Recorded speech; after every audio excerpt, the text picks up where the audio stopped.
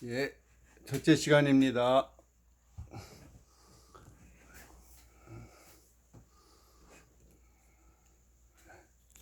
예, 말씀하시죠.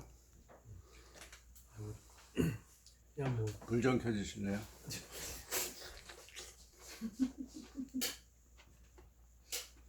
레이디 퍼스트 오늘. 네, 저 하브루타 방법이 너무 이제 흥미가 있어갖고 좀 이렇게 보다 보니까요. 유대인 아버지들이 애들을 저녁 8시 정도면 1대1로 1시간씩 하루에 1시간씩 아이들을 보더라고요. 근데 아이들하고 이제 어린 아이들은 주로 말씀을 이렇게 외우게 하고, 그다음에 이 사람들 생활 태도 자체가 뭐 예를 들어서 엄마 부엌에서 음식을 하면 아이들한테 칼을 쓰는 방법부터, 아주 어린 아이들도 칼을 쓰는 방법, 그다음에 이 음식을 만드는 조리 과정 이런 것들 다 공유하면서 아이들이 그냥 그렇게 계속 인터랙티브 러닝을 할 수 있도록 계속 소통을 하더라고요. 네, 그걸 보는데 아버지는 주로 토라 교육을 시키고 네. 엄마는 생활 교육 속에서 네, 그렇게 삶에서 스스로 배우고. 엄마 참 체력이 되나? 그렇게 하면 난 체력이 너무 힘들 것 같은데 체력이 되나? 그 대신 다른 부담이 적죠, 우리보다. 네. 서구 문화는 네. 뭐 시부모님 신경 쓴다든지 또 사회적인 뭐 하여튼 이런 그런, 의무나 네. 그런 게 적어요. 개인이 중요하고 가족을 건드리지 못하니까. 그리고 6시면 퇴근하니까.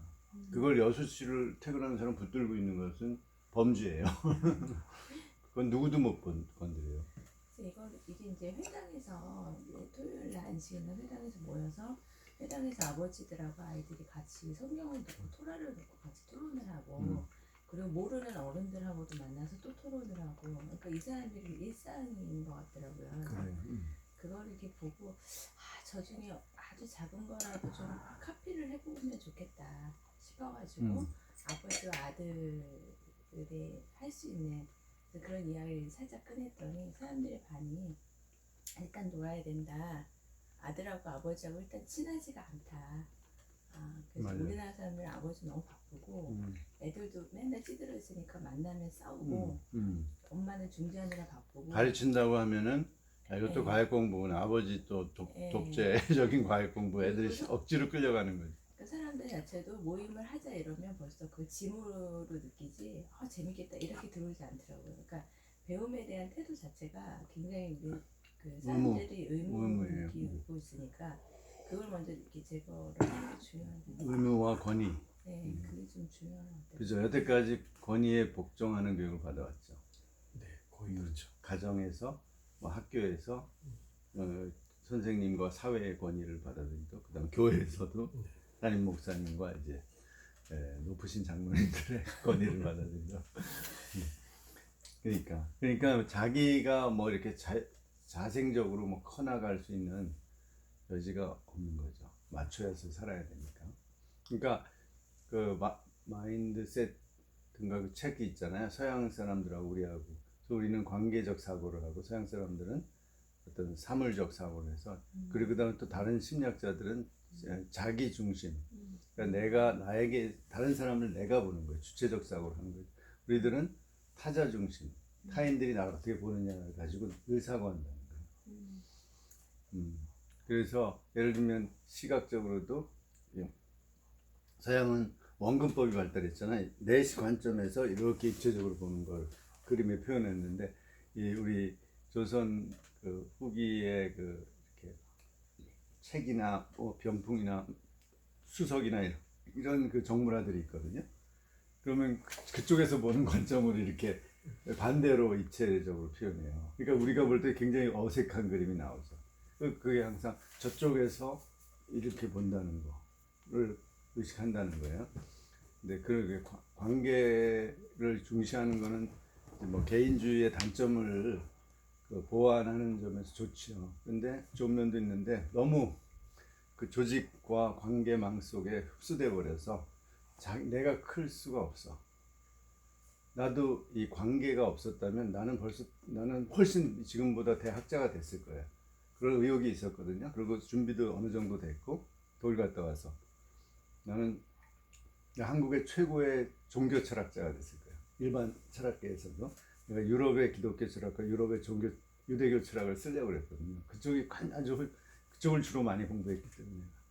근데 뭐 여기서 와서 그냥 톱니바퀴가 되다 보니까 김영환 교수님 밑에서 열심히 문화연구소, 기독교 문화연구소 하고 뭐 강의하고 뭐 교회하고 뭐 하여튼 뭐 그렇게 뭐 가족 관계니 뭐 하여튼 이 복잡한 관계 속에 따라가다 보니까 그냥 그 특히 조직의 논리, 기독교 문화연구소 연구원으로서 나는 의무를 충실해야 하는 게 기독교적 소명이라고 생각했고, 그거 해서 저기 내가 봉투 만 장까지 붙여서 교회 세미나 하면 다 보냈어요. 주소록 보고. 주소록에 5만 개의 교회가 있었거든요. 그때 1998년, 99년 때 거기서 무작위로 10,000개를 추출해요. 이렇게 몇 개씩 건너가지고 그걸 다 쳤나? 쳤죠 결국. 그래서 붙였으니까 10,000개를 보냈어요. 미쳤지. 그럼 몇 개가 돌아오는 줄 알아요? 몇 개가 들어왔느냐? 5분의 4가 들어오더라고요. 5분의 4? 5분의 3인가? 하여튼 놀랄 정도로 많이 돌아와요. 그러니까 저기가 교회가 그게 1년마다 바뀌는 주소록이거든요. 근데도 없어지는 교회가 그렇게 많은 거예요. 하여튼 뭐 그런 현장에서 그런 일을 많이 했어요. 세미나 준비, 운영. 그러면서 이제 학문적인 거는 많이 집중을 못 하게 됐죠. 그래서 반은 내 책임이지만 공부 못한 거는 반은 조직의 책임이기도 하죠. 그러니까 이제 우리나라는 그게 더 중요하다고 보는 거예요. 개인이 학문을 이렇게 학자가 개인 학문을 연구하는 것보다 어떤 특히 기독교가 더 그런 것 같아요. 네. 우리 공동체 이게 더 중요하니까 이걸 위해서. 근데 회사도 마찬가지야. 조직을 위해서 네가 일하는 거지. 네 개인적인 뭐 나가서 창업을 한다든지 이런 거는 아주 범죄 행위 비슷하게 보죠. 조직에서. 그죠? 그러니까 이제 목회자들도 늘 부목사로 들어갔을 때부터 나는 스스로 독립한다 해서 계속 그것만 연구하고 계속 노력하고 그러면은 딱 다 보이잖아요. 위에서 담임 목사님 올 때 얘는 전혀 도움이 안 되는 빨리 1년 가기 전에 잘라야 돼. 또 그렇게 보는 거예요. 그렇게. 그러니까 무조건 충성하고 열심히 뛰는 사람은 하여튼 남겨두고 그런 거잖아요. 그러니까 그런 문화에서는 새로운 게 안 나오는 거야. 새로운 게. 죽어라 노력은 하는데 노력은 덜 시간도 적게 자고 뭐 열심히 하는 것 같은데 일이 많이 분산되고 내 거를 이렇게 개발할 여유가 없는 거야. 그죠? 혼자 생각할 여유가 없어요. 하루하루 내일 해야 할 일 뭐지? 이번 주 해야 할 일 뭐지? 그거 보고 막 쫓아가면서 야 간신히 다 했다 이번 주에. 근데 꼭 뭐가 몇 개 남아. 한두 개 남아. 그죠? 다음 또 그거 못한 거야. 이런 식으로 가는 거예요. 그러니까 이런 문화에서는 뭐 새로운 게 못 나오고 우리의 그 능력을 최대한으로 발휘 못하는 거야. 딱 맞춰져서 짜여진 대로 내가 속한 조직에서 원하는 만큼 하게 돼 있어요. 그 중에서도 뛰어난 실력을 발휘하는 사람이 있죠, 물론. 그래서 거기서 이제 위로 올라가는 사람이 있죠. 그러나 그 사람이라고 해서 원래 자기의 모습은 아니라고. 조직에서 성공하는 사람도 원래 자기 모습이 아니야. 조직에 맞춰져서 하는 거죠. 근데 뭐 조직은 어쩔 수 없지만 근데 이게 창업을 못하죠, 우리나라는. 대부분이. 외국은 뭐 조금만 하면 창업하잖아요. 그러니까 그런 거가 이제 참 우리의 약점인 것 같아요. 그래서 어떻게 한번 이걸 보고서 앞으로 인생을 사역의 방향을 바꿔볼 생각이 있으세요? 그렇게까지 생각은 안 해봤는데요. 근데 이제 좀 너무 이제 수동적이고 제가 여태까지 저희 살아오는 그리고 약간 좀 그러니까 끌어주는 사람이 이끄는 대로 간 거예요. 네 그런 거의 이제 그렇게 되고 저 스스로도 이제 그런 생각도 안 하고 그냥 그렇게 하는 게 제일 좋은 주어진 것에 예. 충실하자. 그리고 뭐 틀리지 말자 뭐 이런 거. 그러니까 말을 서로 이렇게 얘기하기보다는 정답에만 맞춰서 하다 보니까 성실하게. 네 그렇게 하다 보니까 저거 참 익숙하진 않지만 좀 좋은 것 같다라는 생각이 들고 뭐 목회적으로도 꼭 어디 안정적인 데 가서 하는 것보다 내가 개척해서 하는 게 참 좋은 건 알겠는데 이제 그거에 대한 막연한 두려움이 그렇죠. 저런 현실적으로 것에서부터, 어렵죠. 그런 게 생각을 하는 게 그런데 음식점도 성공하는 음식점이 있고 이제 문 닫는 1년도 안 돼서 그런 데가 있잖아요. 그건 뭐냐면 준비를 그만큼 한 거래요. 그 길목도 잘 보고 거기서 계속 다니면서 그리고 음식 종류 뭐 이런 거를 많이 연구해서 개발하고 그러면서 이제 실제로 그러더라고요. 내가 경기도 광주에 어떤 유명한 음식점 갔는데 물어봤거든요.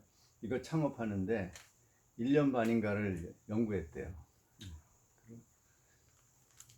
지금은 어떻게 하는지 모르겠는데 하여튼 그런 준비가 필요한 거예요. 좀 멀리 보면.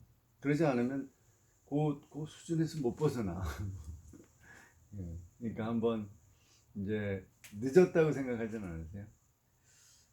좀 조금 좀 그런 생각이 들어요. 아. 이게 청빈 같은 거 보면 나이가 음. 30대를 찾더라고요. 그래서 음. 다 늦었나 이렇게. 아 그러니까 조직의 논리로 보면 늦은 거죠. 예, 그렇죠. 그러니까 이제 내 얘기는 나 자신으로 목회자 한 사람으로서 내가 늦었나 안 늦었나. 이제 통합 측으로 방향을 잡으시고 거기 들은 그거는 잘 잡으신 것 같고 큰 물에 가서 넣으시냐. 늦었다기보다는 좀 그런 생각도 좀 하는 것 같아요. 늦은 거 아닌가라는 생각을 하면서도 뭐더 늦게 한 사람도 있는데 이 정도는 뭐 그래. 그런 것도 하기도 그래. 하고. 아직 그래도 좀 지금이라도 해도 늦지 않겠다는 생각을 하기는 하죠. 그래요. 생각 나름인데 사회적으로 보면 늦었죠. 근데 이제 주관적으로 보면 내가 늦었다고 생각하면 기회는 없는 거고요. 근데 이제 내가 생각으로도 그게 관념력이 오늘 이번엔 관념론 비판하지 마시겠어요. 관념론이 또 유효한 게 있어요. 힘이 있어요. 근데 생각을 가지고 생각을 바꾸는 거거든요. 대표적인 유대인들이잖아. 그 사람들이 뭘 가지고 여태까지 이렇게 세계 최강의 민족이 됐어요. 네. 전 세계 인구의 지금 한 1,500만? 2%도 안 되는데 2%가 뭐야? 77억인데 지금 2%인가? 1%인가? 하여튼 그 정도밖에 안 되는데 전 세계 노벨상 수상자의 20%, 미국 하버드 대학생의 30%를 장악하고 있어요. 미국 그다음에 전 세계 금융의 금융자본의 한 뭐 6, 70% 장악하고 있을까? 우리나라 은행들도 다 우리 은행 빼놓고 다 70%? 지분율이 외국계거든요. 외국 사람들이 다 지분을 가지고 있어요. 우리나라 은행들이 돈을 벌잖아요. 그럼 그 중에 70%가 다 외국으로 나가는 거예요. 그럼 누가 가지겠어요? 다 유대계 은행들이 갖는 거예요. 주인이에요. 유대계 펀드 은행들이 다 갖는 거예요. 그러니까 그 사람들은 금융자본주의를 지배하기 때문에 근데 그것을 유지하잖아요. 그 능력이. 뭐 지금 연준이라는 데 있죠. 미국의 달러 찍는데 미국의 국립은행이나 마찬가지인데 유대인 금융가 한 7, 8명 모여서 만든 거예요. 그걸 미국 정부가 허용해 줬죠. 국립은행 세우는 대신에 거기. 그래서 거기 연준에서 돈을 찍잖아요. 달러를. 그러면 그 세를 좀 사는 거예요. 미국 정부가. 가만히 앉아서 돈 버는 거예요. 달러를 무제한으로 찍고 그러니까 그 다음에 금리를 다 결정하고 그 얘기는 뭐냐면 그만큼 그들이 세계 금융기관들을 장악하고 있기 때문에 그런 거거든요. 영국과 미국의 그 국립은행이 없대요. 그러니까 그 사람들이 뭐 물질적으로 가진 거는 많지 않았잖아요. 나라도 없고. 그런데 이제 개인적으로 돈 번 건데 그게 뭐 그 사회를 바꿀 수 있을 정도는 아니었거든요. 근데 그들이 이 뛰어난 지적 능력으로 그거를 적용해서 그런 역량을 만들어낸 거죠. 그러니까 지금부터 생각을 통해서 방향을 잡고 내가 어떤 나의 강점을 살려야죠. 그래서 한번 새로운 모델을 만들어 보는 거예요. 어차피 조직사회에서 이렇게 성공할 수 있는 이 지금 시기나 뭐 적응력이나 어떤 그 조직 사회가 원하는 그런 어떤 뛰어난 능력들 있잖아요. 막 정신없이 전도하고 뛰어다닌다든지 조직 관리를 잘한다든지 그런 거가 없으면 차라리 그냥 독립해서 내 길을 가는 게 나아요. 근데 기존의 교회 모델은 안 돼요. 안 되고, 죄송합니다. 제가 뭐 아는 것처럼. 그러니까 내 생각에 작은 교회 말이에요. 작은 교회. 그러니까 기반이 있잖아요. 사랑의 교회에서 인큐베이팅을 해서 이렇게 단계적으로 갔잖아요. 그런 게 아니면, 이렇게 완전히 새로 아무것도 없이, 그러니까 다 따라와서 이렇게 같이 해주는 사람도 없이 홀로 시작을 할 때는 그냥은 안 돼요. 차라리 공부방을 하는 게 낫죠. 차라리 지금은 이제 코로나 지나가면 차라리 공부방 형식으로 해서 이렇게 하여튼 누군가 접근을 해야 되잖아요. 이 아이 사람들에게 그 접근하는 모델을 만들어야 돼 새로. 그렇게. 저희 교회 같이 협력하는 학교가 있는데 거기 영어 선생님이요. 낮에는 애들을 가르치고 파타임 가르치고 오후 이후에는요 지역에 있는 아이들 좀 공부하고 싶은데 좀 형편이 어렵거나 한 아이들하고 이제 그런 아이들 모아서 영어를 가르치는데요. 진짜 보증금 1,000만 원에 월세 60만 원짜리를 얻어가지고 저희 건물에 조그만 한 칸을 얻어서 인테리어 하나도 안 하고 그냥 하거든요. 근데 자기도 모험을 한대요. 1년만 딱 해볼 거라고 하더라고요. 근데 그거 하면서 이 사람 목표는 복음을 전하는 거야 아이들한테. 그래서 그거 참 저희가 너무 좋아가지고 계속 이렇게 해주고 있거든요. 그러니까 요즘처럼 실리적인 문화에서 뭔가 주지 않으면 안 와요 사람들이. 그러니까 그걸 주면서 그냥 뭐 그렇게 단순하게 접근을 하는 것보다는 복음만 전하는 게 목표다면 이 아이들을 비교적으로 여기 올 수밖에 없는 열악한 환경에 있는 아이들을 정말 훌륭한 사람으로 키운다든지 뭐 그런 어떤 사람들과 공유할 수 있는 그들의 부모와 주위 지역사회 사람들과 공유할 수 있는 가치를 만들어내야 돼. 그렇게 하면 그들도 인정하지. 저 전도의 그냥 수단이야. 그러면 사람들 싫어요. 뭐 함정에 끌려들어오는 것 같죠. 그래서 항상 발을 뺄 준비를 하고 보내는 거죠. 그러지 말고 딱 공유를 하라. 오늘 그거 아니에요? 공유해서 사회적으로 변화를 만들어내지 않으면 기독교는 관념 속에 변화는 관념적인 변화에 머문다는 거거든요. 일단 굉장히 공감했는데 커피 좀 있나요? 네. 원두 커피 드릴까요? 아니면 뭐 그냥 아, 원주 물 우리 딱 끓이고 알겠습니다.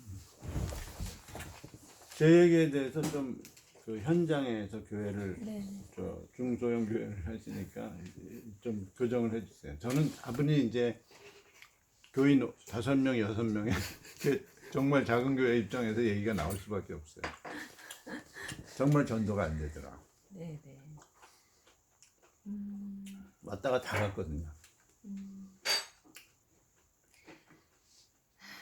그러니까 이제 사람들이 교회를 이제 새로운 교회를 찾기 시작할 때 딱 그 보는 게 두 가지가 있더라고요. 하나는 아이들 주일학교 프로그램 제대로 맞아. 돼 있냐.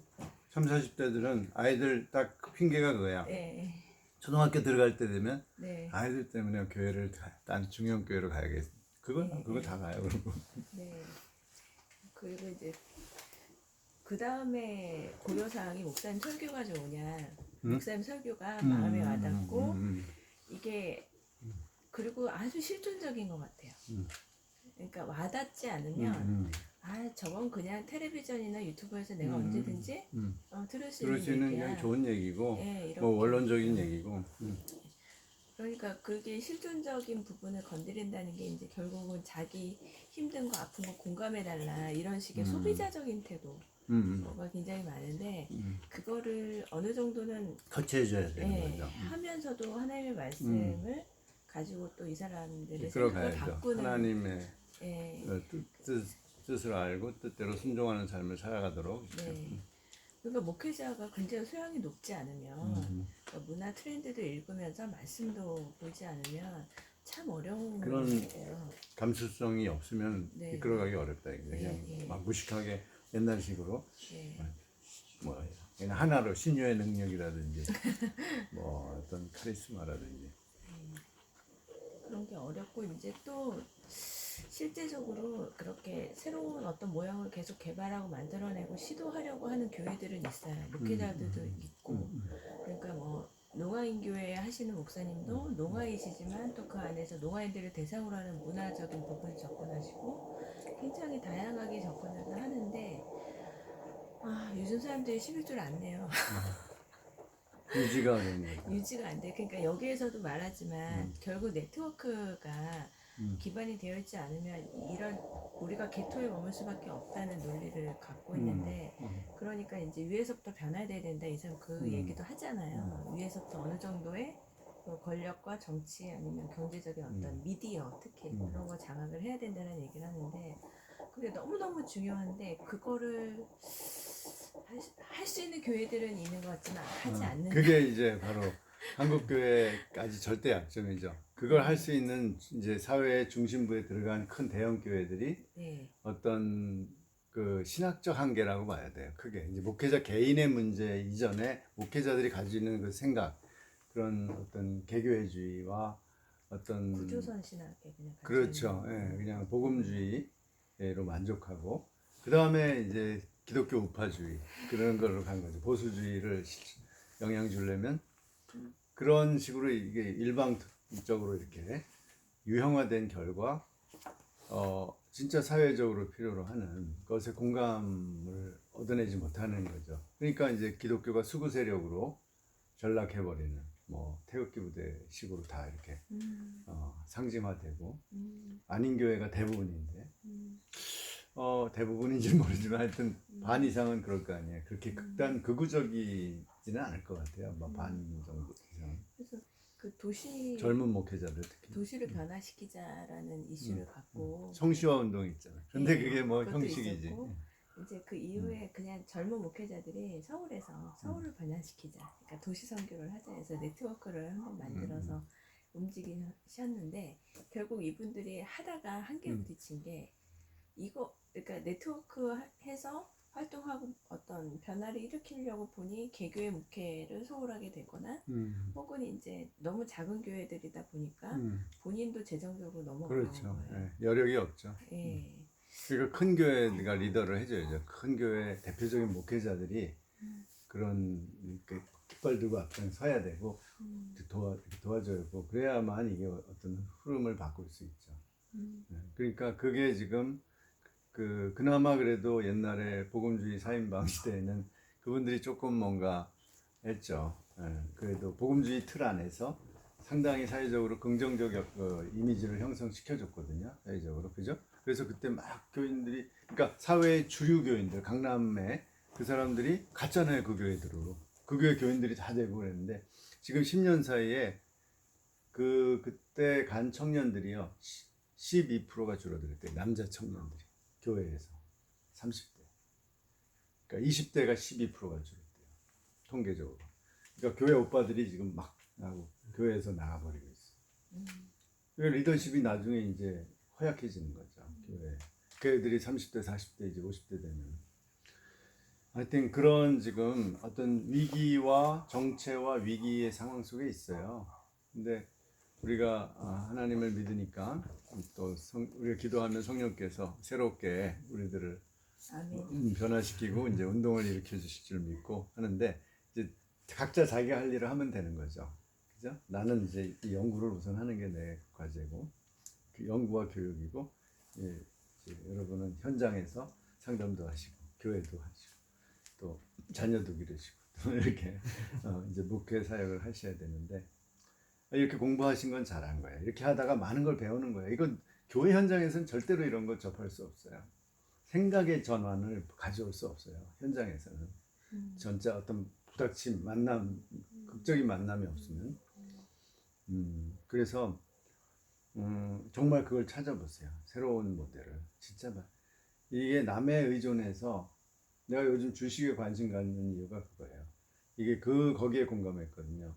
이 오늘날의 시대 일자리도 줄어들고 그 다음에 이제 금리도 이제 도저히 이 인플레도 감당 못하는 이런 시대가 왔는데 뭐 어쩌란 말이냐. 그러니까 이제 소위 금융 자본주의에 맞춰서 금융을 이제 옛날에 금융을 근데 예적금밖에 안 했잖아요. 근데 이제는 주식이라든지 이런 걸 적극적으로 활용해서 그러니까 안전하게 하려면은 장기 투자를 해서 좋은 회사 뭐 삼전 같은 그런데 해서 그 하면은 내가 일전에 얼마 한 500만 원어치 샀는데 벌써 10% 올랐거든요. 그러니까 쌀 때 사면 되는 거예요. 좋은 회사는 무조건. 그러니까 기다리면 되는 건데 사람들 못 기다려요. 빨리만 하려고. 무조건 떨어지면은 해야 되거든요. 근데 높은 데 사는 거야. 그럼 바보죠. 그런데 하여튼 뭐 이 그냥 장기 투자하는 사람들은 그러더라고요. 무조건 아무 때나 사래요. 그래서 10년을 가지고 5년에서 10년 가지고 있으면 결국은 되는 회사는 오른다는 거죠. 그 다음에 배당도 주고 그러니까. 그러니까 그게 여태까지 우리 어떤 기독교인에게 타부였거든요. 그런 거 얘기하면 안 돼요. 그건 영적이 아니에요. 그죠? 그럼 은행에다 예금 넣는 거는 영적이고 주식 사는 건 영적이에요. 위험도가 높아서 그렇거든요. 투기 비슷하니까. 그럼 집 사는 것도 투기잖아 지금. 투기적 요소가 많아졌잖아요. 그럼 집 사는 건 뭐라고 안 하잖아요. 그러니까 다 편견이에요. 사회적 편견이에요. 미국 가면은 60%가 다 주식 투자하는데 채권이나 펀드 같은 거 하고 그러는데 거기는 미국이 더 우리나라보다 기독교인 비율이 높잖아요. 그죠? 최소 60% 70%인데 거기는 왜 이 금융 이 주식 투자를 정상적이고 아주 건전한 자본주의적인 합법적 활동으로 하세요. 뭐 그걸 나쁘게 안 보는데 우리는 나쁘게 보는. 그러니까 이게 묘한 기독교와 유교의 이제 혼합적인 가치관인데 이제 그런 어떤 편견과 선입견 이제 벗어버리고 실제적으로 이렇게 해서 우리가 무슨 경제적인 자립을 이루어야 돼요. 그 방법이 여태까지 우리 죽어라 쥐꼬리만한 월급 주는데 가서 목숨 걸고 그냥 밤에 일하라만 하고 주말에도 나오라만 하고 교회에도 가서 뭐 심지어 우리 전도사 50만 원 60만 원 받고 했잖아요. 전도사님들 뭐 부목사도 뭐 작은 교회는 100만 원 120만 원 받고 80만 원 받는 데도 있어요. 그렇게 하고 그렇게 살았는데 그럴 필요 없다는 거죠. 이제 실제적이 되고 현실적이 되고 그러면서도 영적으로 살 수 있는 걸 보여줘야 돼요. 이 세상을 지배하는 거야 그게. 그래야지 문화를 변혁하든지 말든지 하지. 그냥 경제적이고 현실 사회적으로는 질질질질 끌려가면서 생각만 그러면 뭐 요즘 말하는 정신승리만 하는 거야. 기독교가 자기들끼리 모여서. 예. 아니 그 승리하는 건 하나님이지 우리는 아니라고. 우리는 진짜 좀 그러니까 우리가 분열돼 있기. 내가 얘기는 아예 그냥 아미시처럼 자기들의 세계에만 가서 그냥 우리는 이렇게 살겠다고. 오케이. 그것도 하나의 방법이니까. 사막의 수도사들처럼. 그러나 이게 한 발은 사회 내에서 자기도 열심히 집 사고 부동산 하고 우리나라의 재산의 7, 80%가 부동산에 다 묶여 있어요. 똑같이 따라가고. 나도 어떻게 하면 강남에 들어갈까 맨날 어디 좀 모르는데 살까 그러잖아요. 다 젊은이들도 다 그렇게 지금 따라가고 있잖아요. 그러니까 그렇게 하면서 마치 그냥 교회만 가면 영적이 되는 것처럼 그렇게 생각하는 소위 이원론적인 삶이거든요. 그거는 좀 지양해야겠다는 생각이 드는 거예요. 그래서 통합적 소위 그 인테그레이션 통합을 해야 인테그리티가 나와요. 정직성이 나와요. 진실성이 나옵니다. 양다리 걸치고 막 이렇게 하다 보니까 힘이 없어요. 그리고 자기가 지금 변화시킨다고 하는데 먹히고 있는지 변화시키는지 그것도 모르겠어. 막 혼돈이 되니까 그런 상황이라서 진짜 이제 한번 우리가 어차피 힘이 빠졌으니까 그러면서 기존의 타부들이 뭐 기존의 어떤 기준들이 많이 무너지고 있잖아요. 어떤 여태까지 절대적인 뭐 아성 막 해서 교회 성장시켜서 건물 짓고 막 그렇게 천명교회 막 이런 그 꿈이 지금 무너지고 있잖아요. 그러니까 어차피 그런 안 되니까 기존의 방법 가지고는 이제는 새로운 걸 뭔가 해보자. 어떻게 할 것인가 그걸 연구해야 되는 시기인 것 같아요.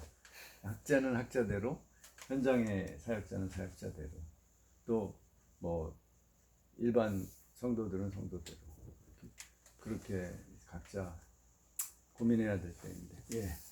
한번 오늘 그래서 우리 토론식으로 한번 챕터 1을 해봅시다. 좀 저기 이걸 세 번에 나눠서 하려고요. 이게 너무 좋은 책이라서 굉장히 구체적이라서 오늘은 일부만 하겠습니다. 기독교와 세계 변혁.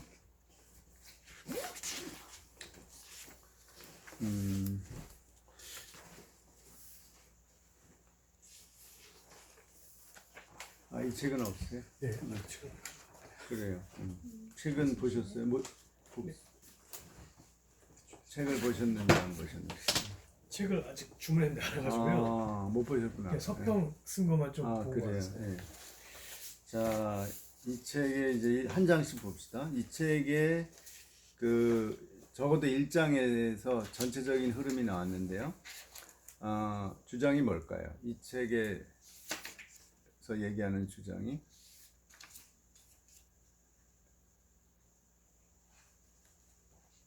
크게 한마디로 문장으로 한번 만들어 봅시다. 창조의 선함을 회복하기 위해서 새로운 상상력을 가져보자. 약간 1장. 그러니까 이 사람의 주제는 뭐예요? 딱 한마디로 주제는 세상을 변화시키는가겠죠. 기독교가 세상을 어떻게 변화시키는가. 그러니까 한마디로 그걸 축약하면은 어떤 개념이 나오잖아요. 우리가 흔히 쓰는 우리가 개혁주의 문화관에서 쓰는 말이 뭐예요? 딱 사자성어. 뭐뭐뭐뭐 뭐뭐뭐혁. 문화 변혁. 소위 문화 개혁인데 이제 우리식 표현으로 변혁. 문화 변혁을 어떻게 할 것인가. 그러니까 미국적인 상황에서 주로 얘기를 하고 있어요. 문화 번역을 그런데 어떻게 하는데 이 사람이 대답은 뭐예요? 여태까지 어떻게 해왔는데 그것이 뭐가 문제됐다라는 거죠. 여태까지 해온 방식은 뭐예요?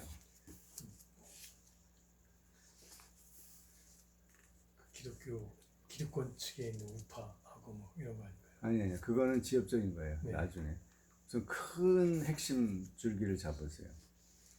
그러니까 여기 뭐 구조선 신학도 나오고 그런데 그게 뭐예요? 구조선 신학이라는 게 다른 말로 무슨 주의를 말해요? 신학적으로. 약간 저희가 배운 것 중에 복음주의죠. 근본주의적인 성향이 강한 복음주의예요. 그러니까 구원 중심의 개인 구원, 영혼 구원 중심의 기독교예요.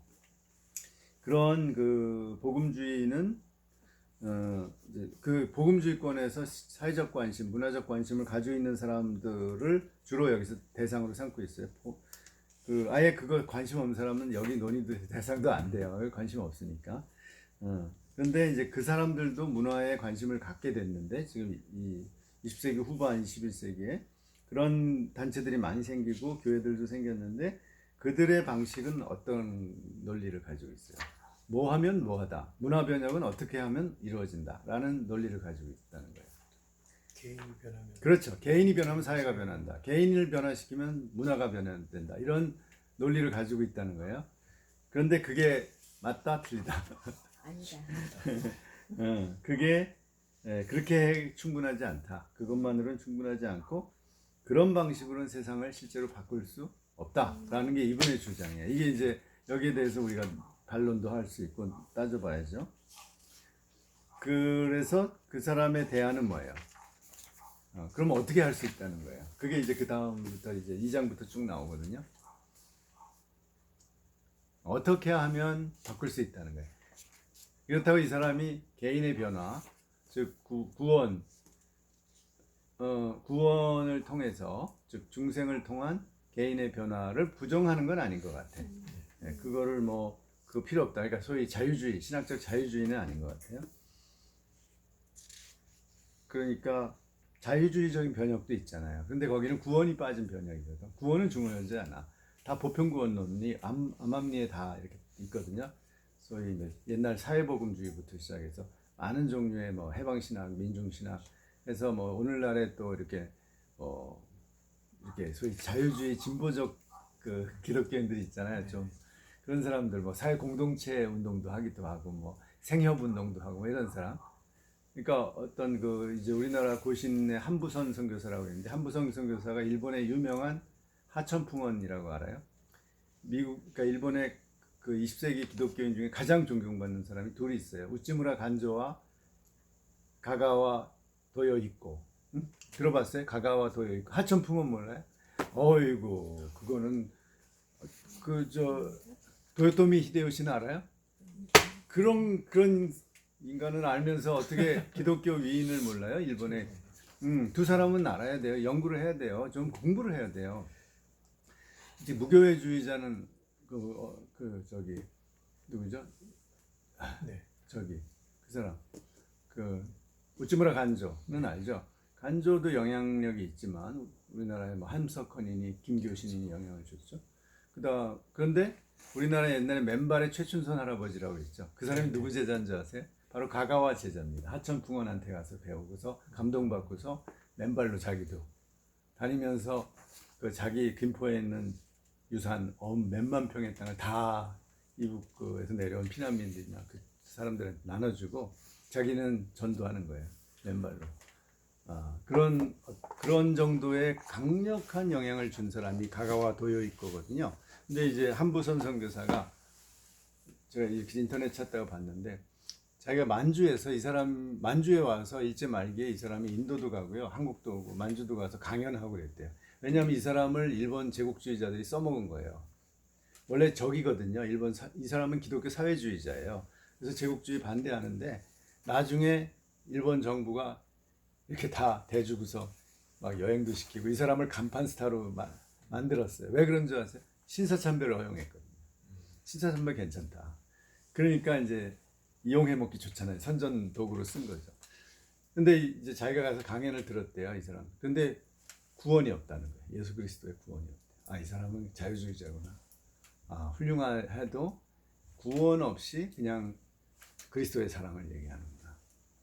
그렇게 했다는 거예요. 그러니까 그게 자유주의거든요. 근데 그렇게 기독교 사회주의 계열이나 민중운동 계열은 그렇게 가기가 쉬워요. 민중교회들 되게 그래요. 그게 중요한 게 아니야. 구원, 뭐 영혼의 구원 그런 거는 추상적이고 그렇게 생각해요. 눈에 보이는 게 중요하다는 거죠. 이제 이 사람도 그렇지만 이 사람이 만약에 그 구원 없는 그런 문화 변형만 얘기한다면 이 사람도 그런 류의 자유주의자인데 그렇지는 않은 것 같다는 거죠. 이 사람은 전제로 하고 복음주의적인 기본 신앙을 전제로 하면서 과연 복음주의로 충분한가? 복음주의에서 출발한 기본 사고방식, 그 문화 변혁의 사고방식, 뭐 또는 이제 개혁주의도 아울러서 그 카이퍼식의 문화 변혁론, 이게 과연 먹혀 들어가는가에 퀘스천 마크를 던지면서 조금 더 바꾸거나 보완되어야 된다는 거죠. 그런데 그 보완되는 방식이 뭐예요? 아까 얘기 좀 하셨죠. 어떤 거예요? 어떻게 해야 바뀌는 거예요? 새로운 걸 만들어내요. 그렇죠. 새로운 문화를 만들어내는데 그 문화가 관념적인데 머물러서는 안 된다는 거죠. 그러니까 새로운 이념을 만들어야 돼요. 그래서 이 사람이 나중에 10가지 방안을 얘기하는데 주변부에서 나온다는 거예요. 지금 현재 주류에서는 안 나오고 이제 그러니까 뭔가 문화 변혁을 해야 되니까 지금 주류가 지배하는 이 가치관, 이 문화를 뒤집어 엎고 새로운 걸 만들려면 변두리에서 나올 수밖에 없는데 이것이 그냥 추상적인 이론으로 끝나면 안 되고 구체화할 수 있게 네트워킹이 돼야 이 아이디어들이 공유될 수 있게 이제 공유되면서 네트워크를 만들고 각 분야에서 어떤 문화 뭐 상품들 뭐 이렇게 여러 가지 영역에서 이런 이념을 실현하는 그런 구체적인 문화들이 나와야 되고 그것이 정치 경제적으로도 보장돼야 되는 거죠. 보완돼야 돼요. 법도 만들어져야 되고 지금 포스트 모더니즘에 의해서 동성애가 부각됐잖아요. 1970년대부터 동성애도 성이다 뭐죠? 성적인 취향이기 때문에 그건 인정돼야 된다. 그게 지금 법제화되잖아요. 그죠? 그렇게 되는 거예요. 그래서 세상을 바꿨잖아요. 그래서 지금 이 사회주의 정치 운동 있잖아요. 사회민주주의가 우리나라에서 보면 이런 이 포스트 모더니즘 계열의 이런 거하고 결합이 돼서 지금 그 추진하고 있잖아요. 현 정부가. 그죠?